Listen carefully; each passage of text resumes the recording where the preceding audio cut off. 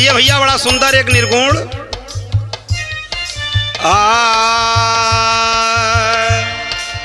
संत सरोवर यगम जल कि जहां पखारू अंग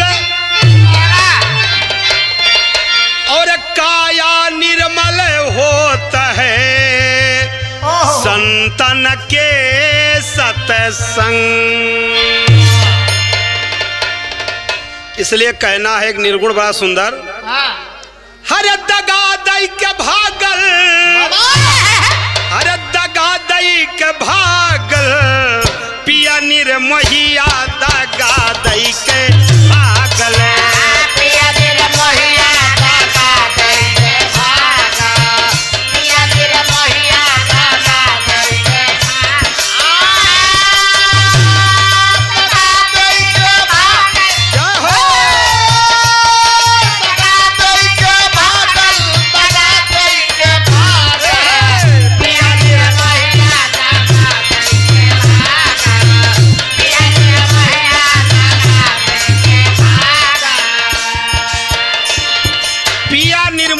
दगा दई के भागल। ये प्राण जब निकला निर्गुण में है, समझ लीजिएगा आप लोग।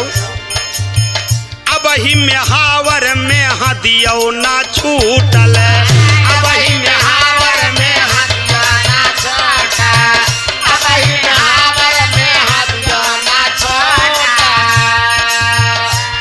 अरे दिल में सजावल स्वप्न सगरो टूटल,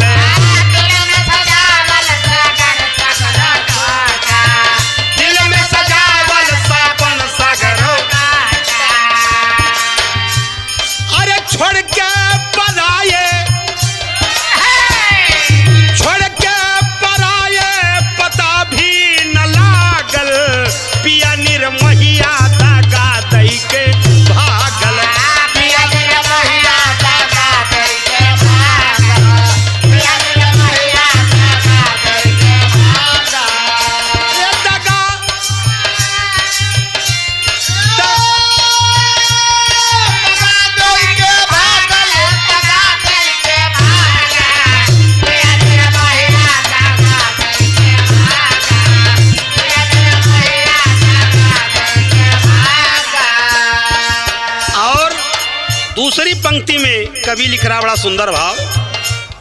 अरे पौवा के पायल खन के नाही कंगना, पौवा के पायल खन नाही कंगना, पौवा के पायल खन नाही कंगना। हधवा अरे अधवा,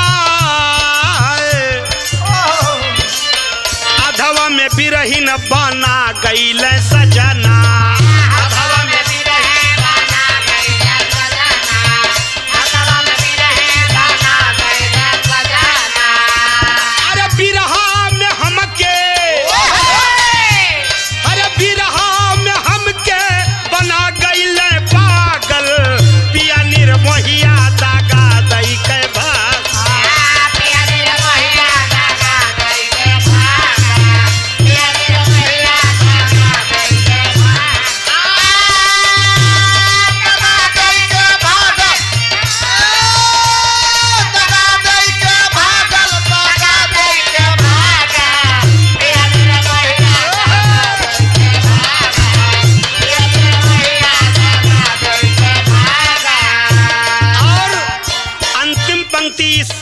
निर्गुण का है।